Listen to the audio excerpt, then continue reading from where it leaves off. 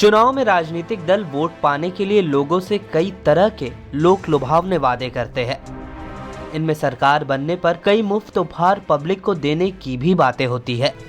लेकिन अब यह मामला सुप्रीम कोर्ट की नजर में आ गया है। जनता को राजनीतिक दलों के लुभावने मुफ्त उपहारों के वादे को लेकर मंगलवार को सुप्रीम कोर्ट में सुनवाई हुई। इस पर चिंता जताते हुए सीजीआई एनवी रमन्ना ने कहा कि निसंदेह यह एक गंभीर मुद्दा है। उन्होंने कहा कि सुप्रीम कोर्ट पहले भी कई बार इस मुद्दे पर कह चुका है कि यह एक खेल का मैदान नहीं है। पार्टियां चुनाव जीतने के लिए और ज्यादा वादे करती हैं। सुप्रीम कोर्ट ने चिंता जाहिर करते हुए कहा कि अपने सीमित दायरे में हमने निर्वाचन आयोग को दिशा निर्देश तैयार करने के लिए कहा था। हमारे निर्देशों के बाद चुनाव आयोग ने पार्टियों के साथ सिर्फ एक बैठक की। उन्होंने राजनीतिक दलों से विचार मांगे थे, यहाँ तक तो हमें पता है, लेकिन इसके बाद क्या हुआ पता नहीं।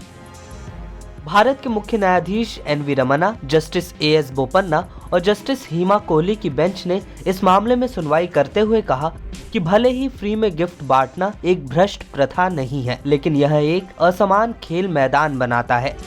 हालांकि बेंच ने यह भी बताया कि कैसे याचिकाकर्ता ने अपने याचिका में चुनिंदा पार्टियों और राज्यों का ही नाम शामिल किया। सीजीआई ने कहा कि आपने हलफनामे में केवल 2 पार्टियों का नाम लिया है। न्यायमूर्ति हिमा कोहली ने याचिकाकर्ता पर टिप्पणी की कि आप अपने दृष्टिकोण में सिलेक्टिव रहे हैं। हालांकि सुप्रीम कोर्ट ने इस बारे में केंद्र और चुनाव आयोग को नोटिस जारी कर 4 सप्ताह के बाद आगे की सुनवाई के लिए कहा है। शीर्ष अदालत में बीजेपी नेता अश्विनी उपाध्याय की ओर से दायर याचिका में चुनाव से पहले गैर वाजिब वादा करने या सार्वजनिक पैसे से मुफ्त उपहार बांटने वाले राजनीतिक दल का रजिस्ट्रेशन रद्द करने और चुनाव चिन्ह जब्त करने की भी मांग की गई थी। इसमें कहा गया था कि मतदाताओं से अनुचित राजनीतिक लाभ हासिल करने के लिए ऐसे लोक लुभावने उपहारों पर पूरी तरीके से प्रतिबंध होना चाहिए, क्योंकि ये संविधान का उल्लंघन करते हैं।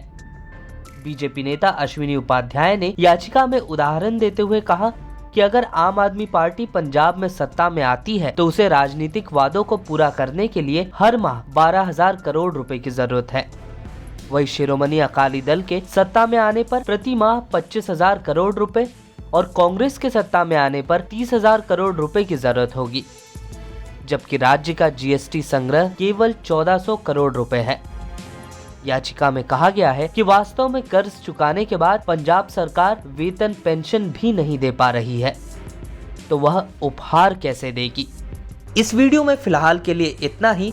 देश दुनिया की तमाम ताज़ा तरीन खबरों के लिए लोकमत हिंदी को सब्सक्राइब करें। अगर यह वीडियो आप फेसबुक पर देख रहे हैं तो हमारे पेज को फॉलो करना न भूलें।